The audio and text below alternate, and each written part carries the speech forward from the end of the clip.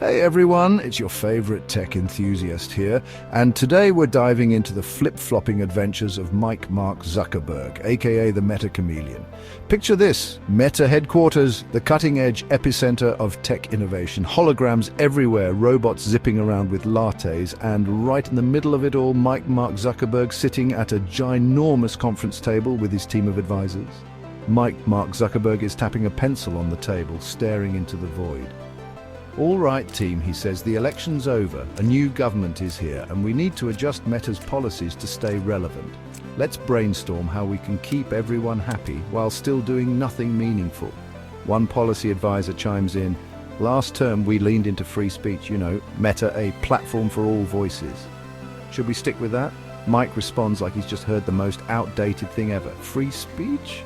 Oh, that's so 4 years ago. We need to pivot. Let's try controlled speech, like Meta, a platform for the right voices. That way we can pick a side, the winning side, whichever side wins. Another advisor suggests a crazy idea. Mike, what if we just stayed consistent, like pick a principle and stick with it? Mike blinks rapidly, clearly struggling to process this foreign concept. Principle. What is principle? Is it trending? An intern, nervously throwing in an idea, says, I heard the new government is really into environmental stuff. Maybe we can ban selfies, reduce server emissions or something. Mike, suddenly animated, snaps his fingers. Yes, ban selfies, but wait, selfies are 40% of Instagram. Okay, instead of banning them, let's charge people $5 per selfie.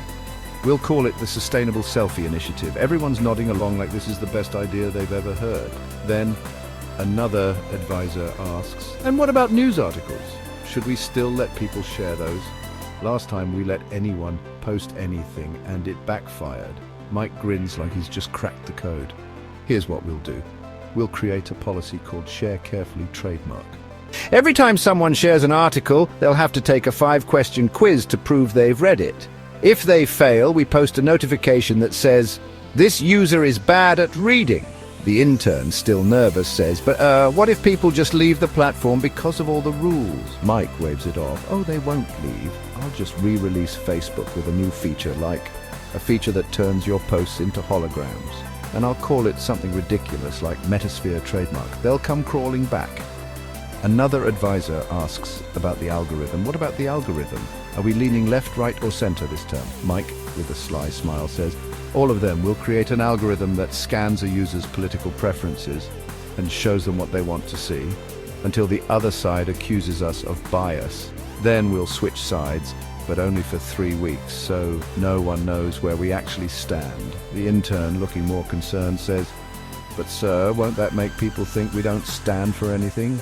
Mike chuckles awkwardly.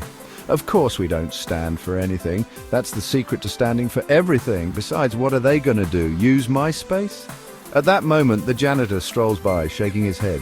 He stops, leans on his mop, and mutters loud enough for everyone to hear. You know, Mark, if you don't stand for something, you'll fall for everything. That's why nobody trusts you all anymore. Meta's got more flip-flops than a summer barbecue.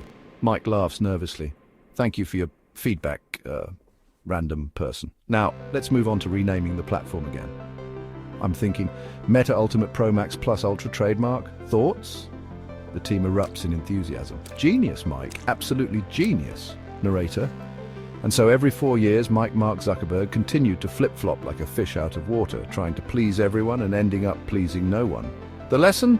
If you don't stand for anything, eventually even your janitor will call you out. Thanks for watching. And don't forget to like, subscribe, and hit that bell icon for more tech adventures. Catch you next time.